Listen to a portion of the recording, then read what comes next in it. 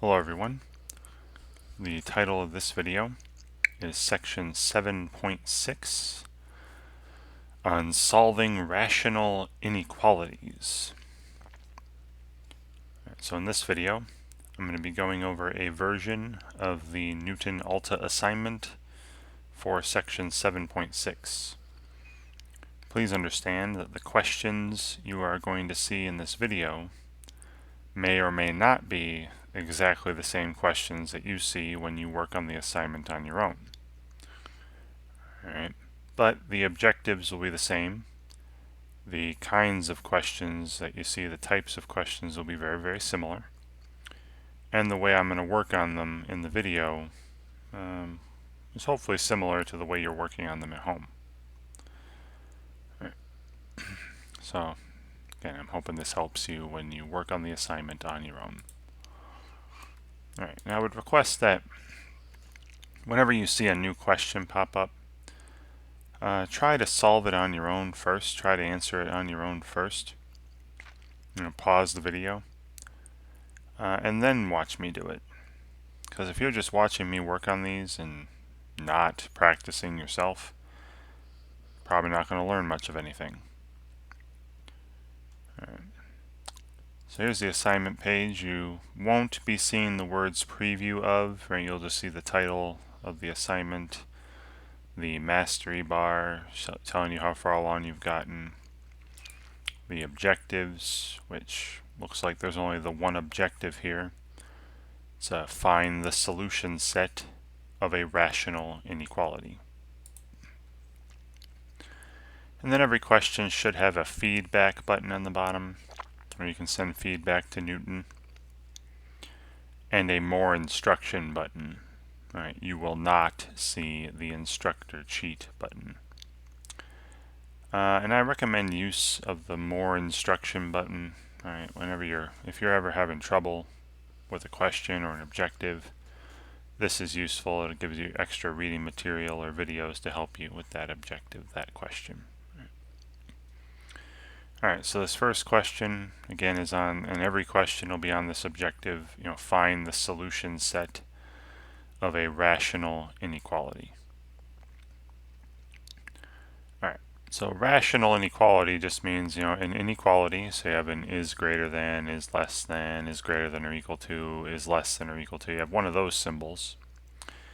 And you have an expression on either side, but, there will be fractions involved, right? Ratios, fractions. Alright, so I'm going to write this out and tell you about how I'm going to approach finding the solutions of an inequality. Now remember, solutions are just numbers you can replace the variable with to make a true statement. So I'm going to try to find all the values of x that will make this a true statement. Right. And there will be, in most of the cases, there will be infinitely many. So that's why we're asked to write the solution in interval notation. Alright. So again, here's an inequality. We have on the left side a fraction, a single fraction, single term.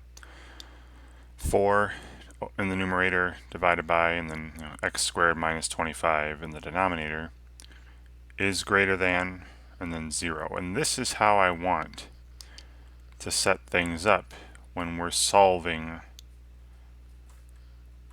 a rational inequality. And I'm going to write the steps up over here, and I'm going to be following the same steps for every single one of the questions in this video. So first, I want to get a single fraction on one side, and usually for inequalities I like having things on the left. So that means one numerator, one denominator, which is exactly what we have. One numerator, 4. One denominator, x squared minus 25. On one side, and then the symbol, right? It could be is greater than, is less than, right? Any symbol. And then I want to have 0. It's gotta be 0 on the other side. No other number. Alright, which is already happening. So again, is greater than, is less than, whatever. Right? Is greater than or equal to, less than or equal to, whatever. But I want a single fraction on one side, one numerator, one denominator, and 0 on the other. It's got to be 0. All right. Then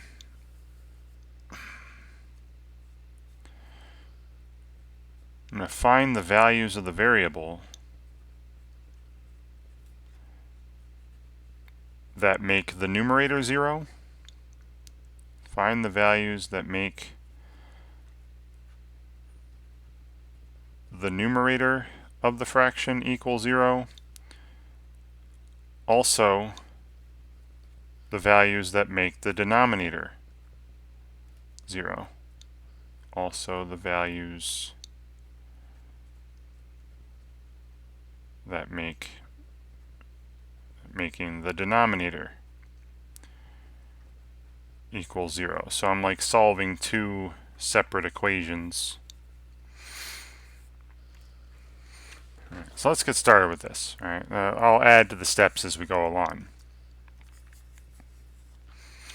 All right, so first step is already done for me. Got a single fraction on one side, 0 on the other side. Step 2.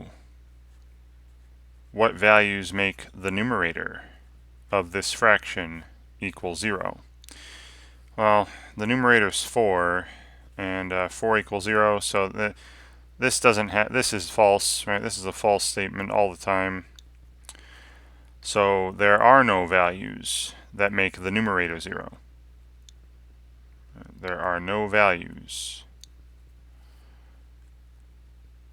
that make the numerator 0. But there are values that make the denominator 0, right? And I want all these values, right? The values that make the numerator of the fraction 0, the single fraction that I have on the one side. Also the values that make the denominator equal 0. Alright, so the denominator is x squared minus 25. When is that equal to 0? And we can solve this easily by factoring, right? This is factorable. Factors to x minus 5 times x plus 5, and that's equal to 0 when x equals positive 5 or x equals negative 5. Right? All right. Now, third part.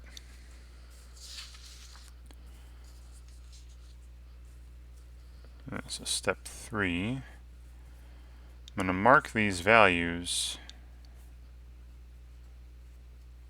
on a number line.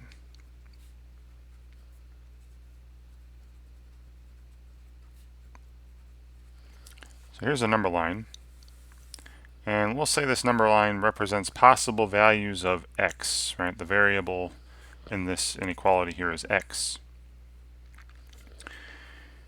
Now the numbers that came up, the numbers that make the numerator 0, the numbers that make the denominator 0, the only ones I found were negative 5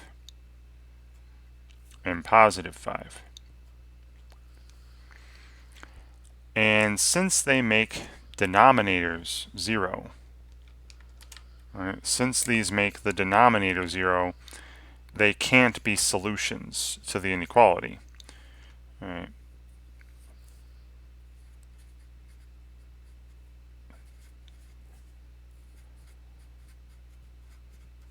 Because if I plug these in, right, if I plug in 5, again you got 4 divided by 0, that's bad.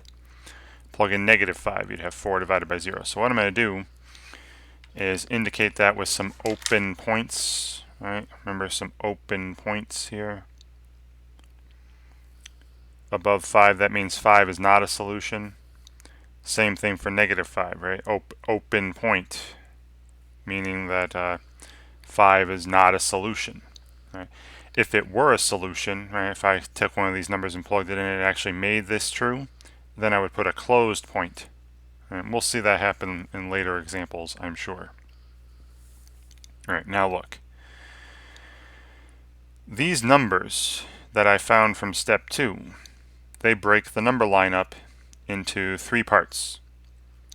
You have the values to the left of -5, you have the values between -5 and +5, and you have the values to the right of 5.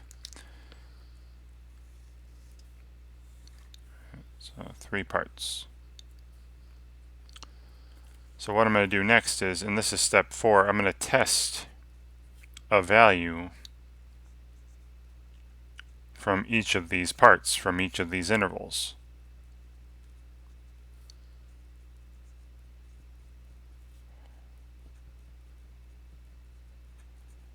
And I guess you could call this step 4. Step 4 is test a value from each interval. Each interval that these numbers break the number line up into.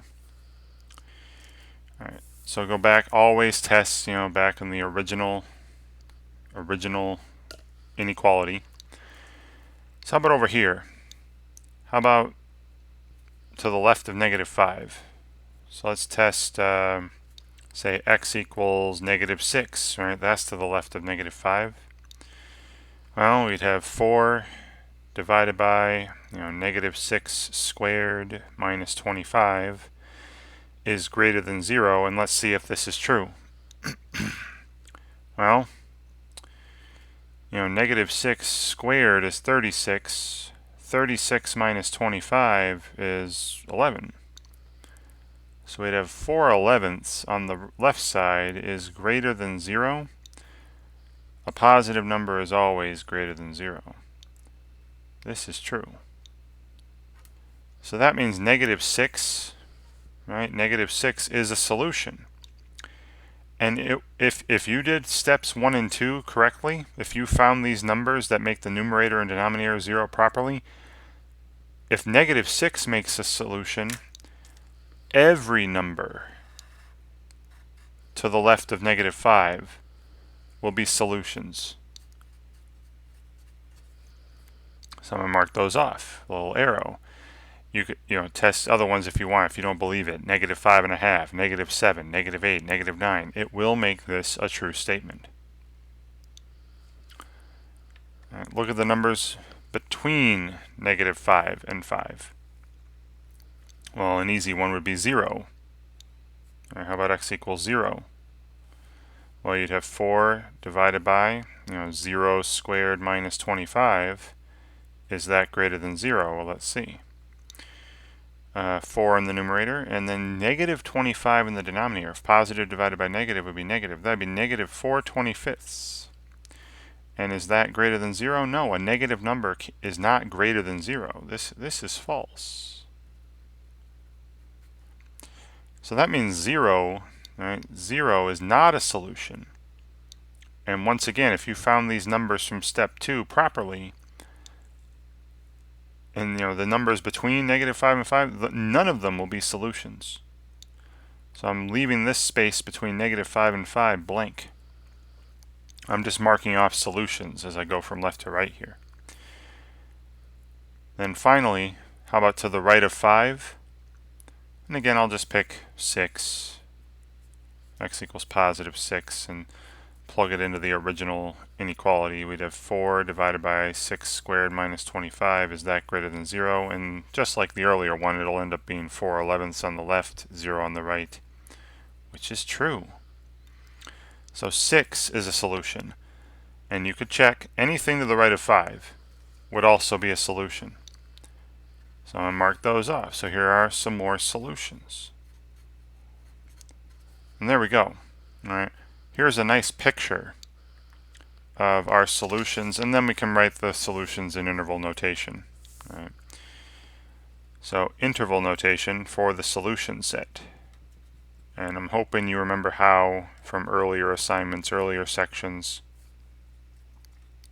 how to express a set of numbers in interval notation.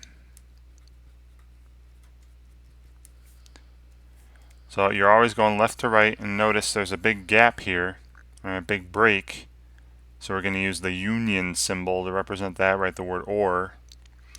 and I have to draw an interval for each of these separate pieces. So the first set of part of the solution set over here, all these numbers to the left of 5, or negative 5, that goes from negative infinity, right, the far left forever, up to negative 5. You always cap infinities with parentheses, right, because infinity is not a number. And we said earlier, negative 5 is not a solution. That's why I have the open point, right? When you plug in negative 5, you have divided by 0 somewhere, and that's bad. So I'm putting parentheses on the negative 5. And then I have for the gap, the word or, the union symbol. Hopefully you remember this as well. And then another interval for this other piece of the solution set from 5 to infinity, right? 5, comma, positive infinity. And we said earlier 5 was not a solution to this inequality, so parentheses on that, and always parentheses on infinities. And this is how we're going about it for every single one of these. So first, all right, I'll recap the steps. All right, first, I get a single fraction, one numerator, one denominator on one side, and then the inequality symbol, and then 0 on the other. Then, for that single fraction, you find values of the variable that make the numerator 0, also find values that make the denominator 0. And then I mark these values on a number line, and indicate which ones are solutions or not by open points or closed points. And then finally, you test a value from each interval to see which intervals have the solutions of the inequality. And again, you test back in the original inequality. And then, of course, write your solutions in interval notation. So here's the interval notation I'm going to be writing back on the assignment page. So the solutions to this inequality are all the values, to the left of negative 5. So the interval from negative infinity, comma, negative 5, parentheses, and then we have that union symbol. Now remember, the union symbol you'd have to find under the sets area. You hit down on the keyboard slot there and go to sets. There's the union symbol. All right, and then parentheses 5 to infinity, right? 5 comma, and then go back to the basic keyboard for infinity, close parentheses, right? So all the numbers less than negative 5 are solutions, and you can test them out if you want a bunch, and also all the numbers greater than 5 are solutions. The only numbers that aren't solutions, right, are the numbers between negative 5 and 5, and including negative 5 and 5. Negative 5 and 5 are not solutions as well. All right, and submit, and after every question, right, whether you get it correct or incorrect, there is an answer explanation. Please read through it. Right? Now they're doing the whole number line thing, but so yeah. And read through the. If you're right, read through the answer explanations to see that you didn't get it right for the wrong reasons, right? That you didn't get lucky. Or they may have done it in an alternate way that you like better, and you can do that in the future. Now, if you've got it wrong, of course, read through the answer explanations, right? Try to figure out why you were wrong, where you went wrong, and then, hopefully you can learn from your mistakes for future questions. All right, so next question, and every question, right, is on this same objective. So solve the rational inequality, write the solution in interval notation. All right, so here, it's not starting off the way I want. I want everything on one side, 0 on the other, and then get a single fraction. Now I know you might be asking, can I multiply by the LCD? And the answer is, well, yes, but with caveats. If you multiply both sides by the LCD and it has variables, you don't know if you're multiplying by a positive number or a negative number, so you don't know if the symbol is going to flip or not. You could break it up to case by case, but I'd rather not go through all that work. So that's why I'm not multiplying by the LCD for these inequalities. Right? You can do it for equations, equal signs, but for greater than, less than, greater than or equal to, less than or equal to, don't don't multiply by the LCD. It's just going to throw everything off, I promise you. Alright, so again, I want to get everything to one side as a single fraction, and I'll put it all together, get a common denominator, put it all together, and then 0 on the other. Alright. Alright.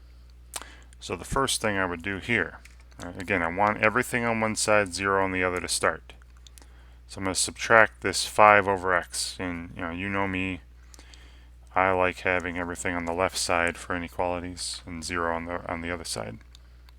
So now on the left side I have 1/2 plus 12 over x squared minus 5 over x. I have 3 fractions being added and subtracted on the left side is greater than, and then 0 on the right.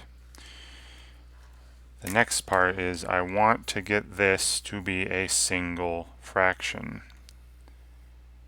Alright, I want to get a single fraction.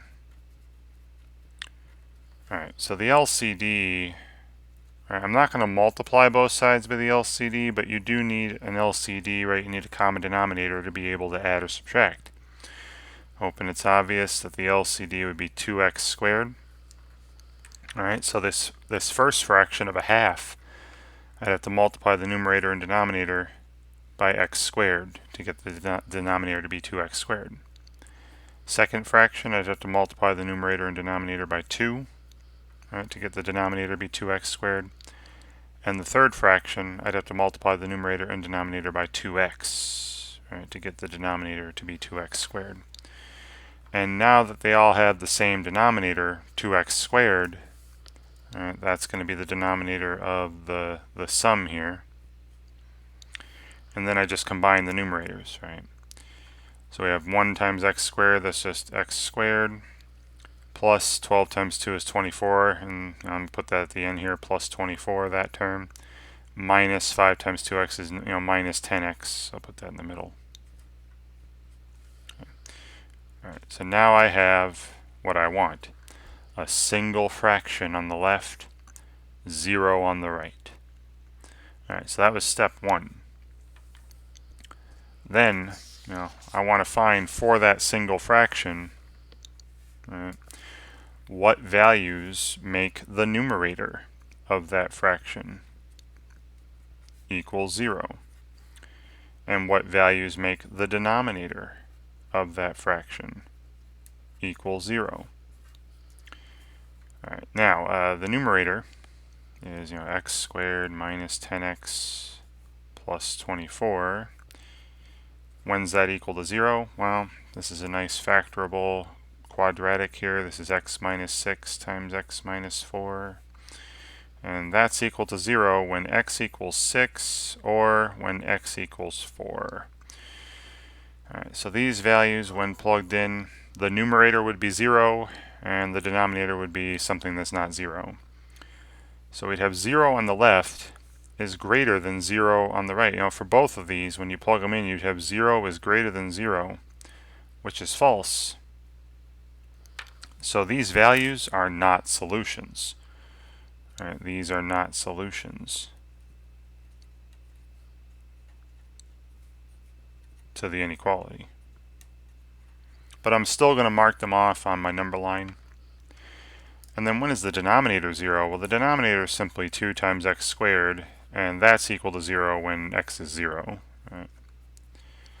And same reasoning, right? You'd have, when I plug in 0 for x, you'd have 24 in the numerator, but 0 in the denominator. And you can't have 0 denominators, so this value is also not a solution. Anything that makes a denominator 0 is not allowed. Right? It's bad. Okay. Next, we go to the number line. So this number line represents, possible values of x. And I'm going to mark off these 3 values, right? The values that make the numerator of that fraction 0 and the denominator 0. they were 0, 4, and 6, and make sure you're putting them in the proper order. It should go 0, then 4, then 6.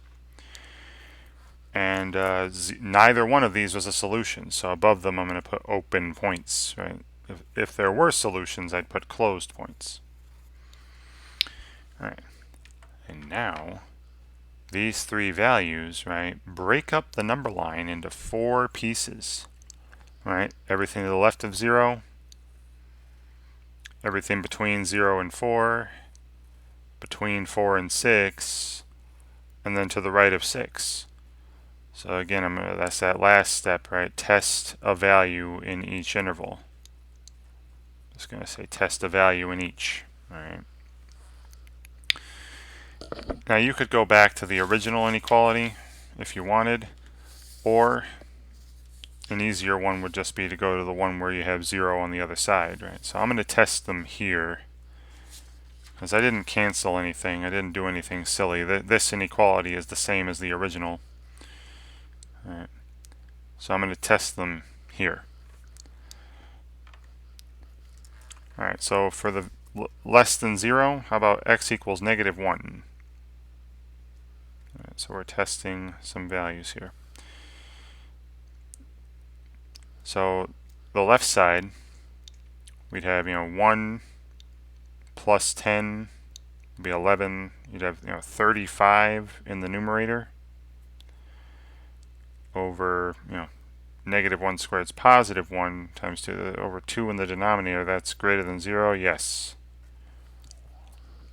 So these values to the left of 0 are solutions. So I'll mark them off. So every value to the left of 0 should work, and you can test other ones if you want. All right, now how about a value between 0 and 4? Well, how about +1? That's between 0 and 4. If I put in +1, we'd have 1 minus 10, that'd be -9, plus 24 would be 15 in the numerator and 2 in the denominator. We'd have 15 halves, which is greater than 0. That also works. That also works. All right. So,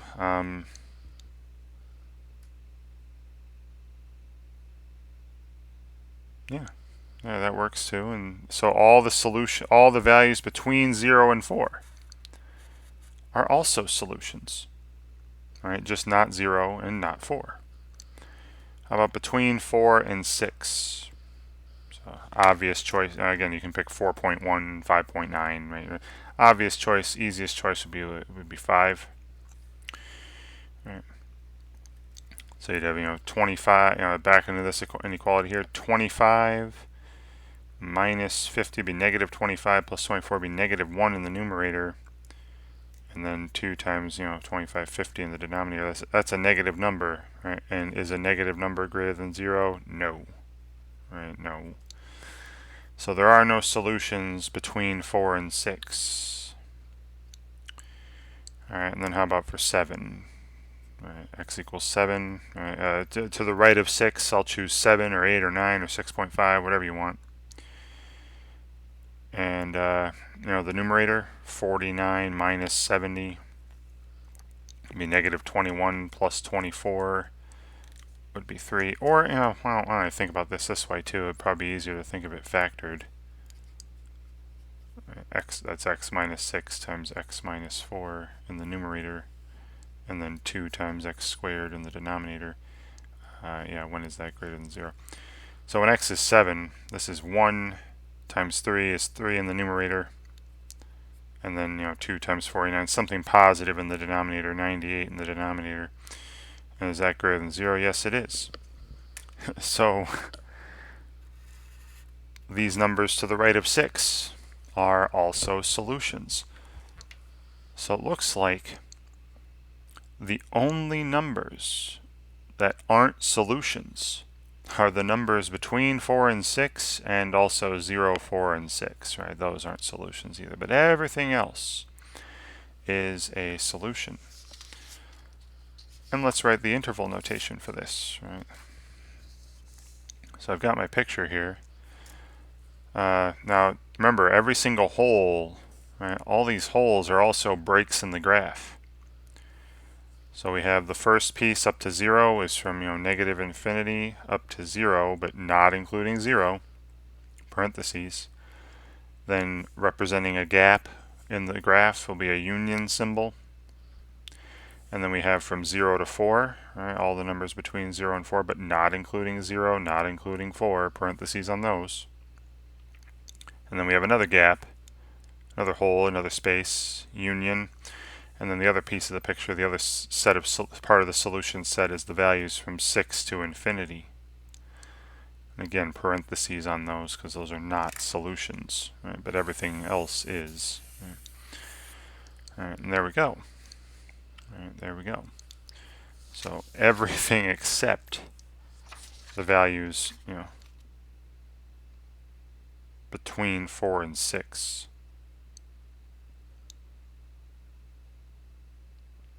Wow, okay. And this is what I'll enter back on the assignment page. So parentheses, right, negative infinity, comma, 0. Then the union symbol, again, you have to find that in sets. And then from 0 to 4, parentheses around that. Nope, that's the intersection symbol. I want the union symbol, union. And then 6 to infinity, 6 comma, and then back to the basic keyboard for infinity. And close the parentheses, which is already done there. Great. And again, please read through the answer explanations and see once again how they're getting a single fraction on one side. And like I said, even writing that single fraction where everything's factored, that might make it easier to check the points, check those values and see where. And the reason we have 0 on the other side is because you don't need to find exact values like I've been doing. You can just figure out where things are positive or negative, where things are greater than 0 or less than 0 or equal to 0 and stuff like that. All right, again, read through the answer explanations, please. All right, so once again, all 4 problems I'm doing here should be the same. Right? Should have the same objective. All right, so once again, I'm going to write this out. We'll work on it. All right. So once again, I don't have it the way I want it to start. I want everything on the left, 0 on the right. So I'm going to subtract 2 from both sides. So now on the left side, I have that fraction, 6x over x minus 6, then minus 2, and then greater than 0. And then I want to get this side to be a single fraction, one numerator, one denominator. So I'm hoping it's obvious that the least common denominator would be x minus 6. So I'm going to multiply this, 2 over 1. I'm going to multiply the numerator and denominator by the factor x minus 6. So now we have a denominator, a common denominator of x minus 6. Then the numerator is 6x minus 2 times the quantity x minus 6, right? And I'd be distributing the negative 2, don't forget the negative there, is greater than 0. So up top, 6x minus 2x is 4x, and then negative 2 times negative 6 plus 12 over x minus 6 is greater than 0. And this is what I want. All right, this is what I want to work with. This isn't the answer. I'm just putting it in a little box. All right, I have a single fraction on the left, one numerator, one denominator. It is greater than or less than or equal to or whatever the symbol is. Here it says greater than, and then 0 on the right. Now you could also write these in factored form. Factor the numerator. That'd be 4 times the quantity x plus 3. Over, and then the denominator is just x minus 6. That's already as factored as it gets. And don't cancel anything. Please don't cancel anything. Right. I know there's nothing to cancel here, but don't cancel stuff. Don't cancel common factors. I know this goes against everything else you've seen, but for the solutions of these rational inequalities, you're going to want to keep everything there as long as possible. So this is also fine, right? Looking at either inequality. Now, second part, right? That was the first step, getting everything to one side, 0 on the other, and a single fraction on one side, 0 on the other. Alright, so now I'm just going to put a number line up because you can very easily see, especially in the factored form, the values of x that make the numerator of this fraction 0 and the denominator 0, and those are -3 and +6. Now let's think about if these are solutions. If you plug in -3, you'd have 0 divided by -9, which would be 0 on the left. Is that greater than 0? No, it's not. 0 is equal to 0, not greater than 0. So once again, I'd have an open point above -3. Now, if it was greater than or equal to, I'd put a closed point. All right, -3 would be a solution. So just pay attention. And then 6 is no good at all, because if you plug in 6, you'll have a denominator of 0. So all those values that make denominators 0 are not going to be solutions. So once again, I have open points above these values. They are not solutions. And then we have the 3 areas here, right? And we're going to test values in each of these, right? They're left of -3, between -3 and 6, and to the right of 6. And I'm just going to test them here, right, in this inequality. Because all these inequalities are the same as the original, they're equivalent. And I didn't cancel anything, that's why I'm not canceling stuff. Because I want something that's exactly the same as the original inequality, right? So it makes it easy to check. Alright, so this area to the left of -3, how about I pick -4? So you'd have 4 times, -1, right? -4 plus 3, so you have -4 in the numerator, divided by, and then -10 in the denominator. Well, that's +2/5 on the left. Is that greater than 0? Absolutely. So -4 is a solution, giving me an indication that every value to the left of -3 is a solution. So I'm going to mark that off. Now how about between -3 and 6? So 0 is a nice number in there. Again, you can pick anything you want between -3 and 6 and test it out. Well, if x were 0, you'd have 12 in the numerator, -6 in the denominator, that'd be -2. Is -2 greater than 0? Absolutely not. Negatives can't be greater than 0. So, there are no solutions between -3 and 6. And then one more test here. To the right of 6, I might just pick 7. And the numerator, you'd have 40. 4 times 10. Denominator, you'd have 1. That's 40. Is that greater than 0? Absolutely it is. So 7's a solution. Makes the inequality true. And that, if all the other stuff was done correctly, I have an indication now that all the values to the right of 6 would be solutions. 7, 8, 9, 6.1, 100, a million, right? Anything you want to the right of 6 would make this a true statement. Alright, now looking at the graph there, we can write our interval notation for the solution set. Always going left to right, always going low to high. First piece here goes from -infinity up to -3. Parentheses on both of those, right? Because -3 is not a solution. Then a union to represent, holes or gaps, and we have a gap here. And then the next interval piece is from 6 to +infinity, and once again, parentheses on those. And this is what I'm going to be entering for my solution set, right? All these numbers make that inequality that I started with a true statement.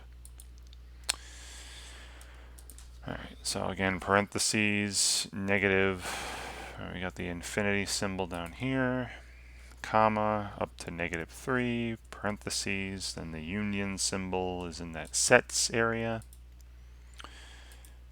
And we're going to have to plug in infinity again, so I'll go back to the basic, and then parentheses from 6 to infinity, 6 comma infinity, close parentheses. And there you go.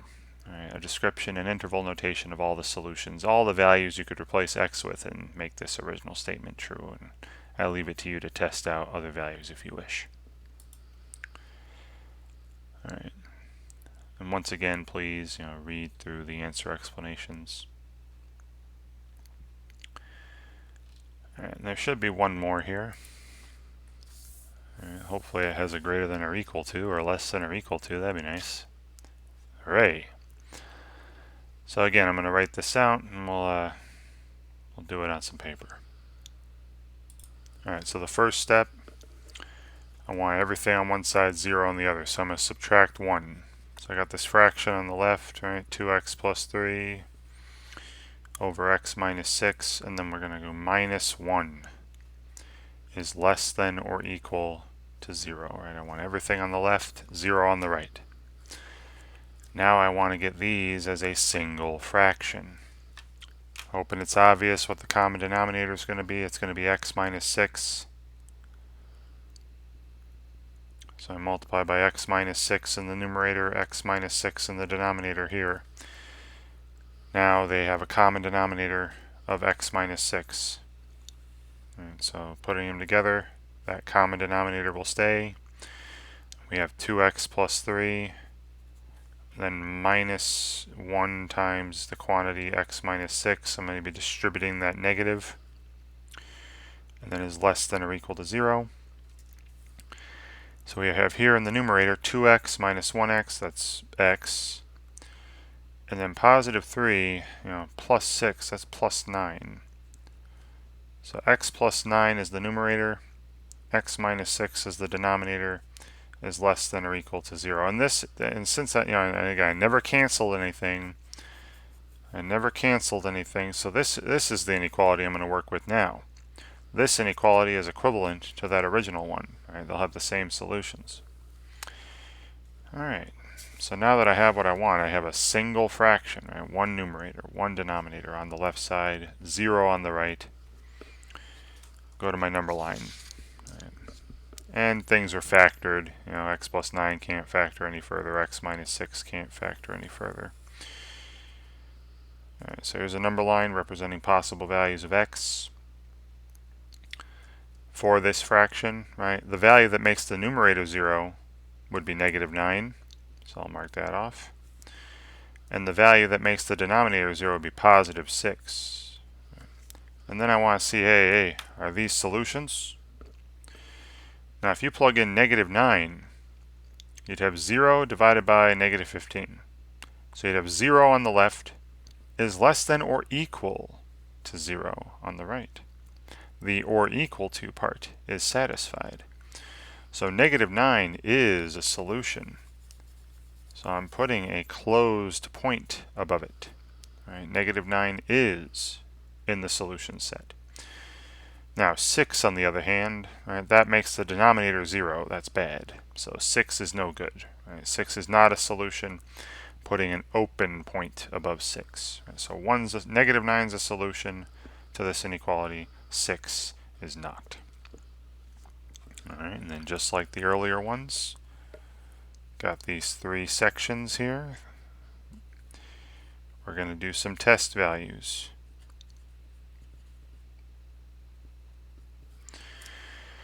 There's a test of value to the left of -9, between -9 and positive 6, and to the right of 6.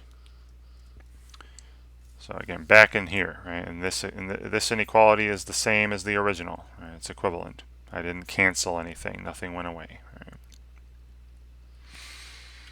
So for the values to the left of -9, how about -10? All right, there's -10. The numerator of this fraction would be -1. The denominator would be -16. So that's positive 1/16 on the left is less than or equal to 0. That is false. Right, a positive number is not going to be less than or equal to 0. So the numbers to the left of negative 9 are not solutions. I'm not going to mark them off. All right, how about between negative 9 and 6? Again, an easy one would be 0. Well, if I plug in 0 for x, this is 9 over negative 6. That's negative 3 halves on the left when you reduce it. Negative 9/6 is less than or equal to 0. Well, yeah, this is true. A negative number is less than 0, so it's definitely less than or equal to 0. So all the numbers between negative 9 and 6 are solutions. I'm going to mark them off.